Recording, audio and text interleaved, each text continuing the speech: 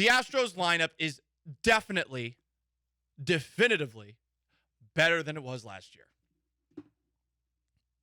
It's all about Jose Abreu. And I think there's some concern about Jose Abreu's age.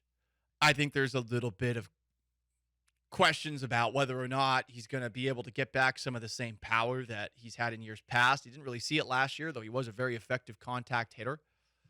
But at full strength, the Astros lineup is significantly better than it was last year merely by adding Jose Abreu. And it's not just Jose Abreu.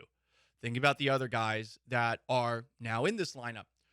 We're not looking at Jeremy Pena as an uncertainty, which we did last year. We were like, is this guy going to be an adequate replacement for Carlos Correa? He was exactly a replacement for Carlos Correa, especially with what he did in the postseason. He's a playoff hero who has to be brimming with confidence at this point in time. Is there a chance that maybe he feels a little too big for his britches going into the year? I don't know. Is he perhaps distracted by the millions of Houstonian women who want to marry him? There might even be some men. Many would argue that I'm one of those people. I would push back against that. That is unprofessional. We're friends. But Jeremy Pena is somebody that I expect to continue off of what he did last year. Does that mean he's going to be an MVP candidate? I don't know if I'd go that far, but if he was able to do all of those things last year in his rookie year, it stands to reason that he's going to be better in his second season. I'll also point to Kyle Tucker. Kyle Tucker not getting that extension this year. The Astros taking him to arbitration over $2.5 million. Tucker is going to be really bleeping motivated because even if he's under team control for the next couple of seasons, that would piss you off, especially given the year you had before this past one. This past one, he was good. The year before that, he was great. If you're Tucker, you know you have to play at that level again if you want to get a better arbitration number and to potentially find your way in to Dana Brown's office with him maybe actually giving you a long-term contract, which I am skeptical Brown will actually do. As I've said before, I believe him to be a talker. There are some concerns about the Astros lineup, I think, going into the year. I mentioned it a second ago. I love that they added Jose Abreu. He is a clear upgrade over Yuli Gurriel, no matter how well he played in the playoffs. He is a clear upgrade over Trey Mancini, who obviously did not do much after the first week or so that he was on the team. But his power numbers went down. You also have to wonder about Michael Brantley. What's he going to be like when he comes back towards the end of April, it sounds like? What's Jose Altuve going to be like when he comes back towards the end of May? Will Alex Bregman, who broke his left index finger in Game 6 of the World Series, be as good as he was last year? If it was a wrist injury, I'd be a little bit concerned. But that lends us to Yordan Alvarez. We don't know what the bleep is going on with his hands, his wrists. We have no idea where it hurts. Maybe he should pee on them like Moises Alou.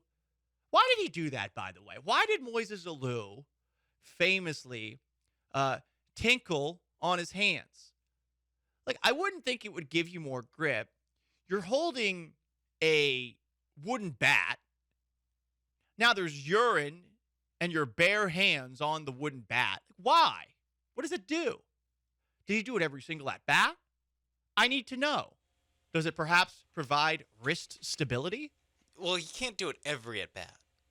Maybe you can. If you drink enough water, Sean Mapes, if you're as hydrated as you're supposed to be, given the way that baseball goes, you're going to get an at bat, what, 3 times a game? Now, with this pitch clock, things might move a little bit quicker, so you might need some natural diuretics, like a little bit of coffee or something like that, to go 3 times a game. But it's possible. An hour between at-bats, if you're drinking enough water, maybe you got a bladder like me. You got to go about once an hour, once every hour and a half or so. He said that during the baseball season, he would urinate on his hands to toughen them up. Okay. Well, hey. That makes sense. His hands need to be toughened up, Sean. So there's something behind that. I don't know what Moises Alou's injury history was when it comes to his hands, but if it was just to toughen them up, great. Yordan, think about it. Think about it. Why not? What's the worst that could happen? Oh, apparently it was mostly for blisters. Oh, gotcha. Okay. I don't know if it and So calluses. It helps with blisters and calluses. That's surprising. I'm not sure if it actually helps. I think You don't know that. I think for Moses Alou it helped. There's so many superstitions in baseball. Sometimes it's as simple as that. Hat for bat. Like in Major League, Pedro Serrano had a hat for his bat. He basically put like a golf club cover on top of it. He also had Jobu and incense in his locker. Then he like went Christian or something in Major League 2, and it wasn't the same. And then he went back to his old habits. But sometimes new habits are necessary, and I'm just throwing it out there. If Moises Alou peed on his hands to toughen his hands up, maybe Yordan Alvarez should think about it. I think we just go with Jobu first with Yordan before moving to urination on his hands. Wow, Sean, that's incredibly sacrilegious. On the show, it's a religious. Sean, there's only system. one thing we pray to on this show. Okay, now I pray to Tom Brady, but we only pray for Victor here.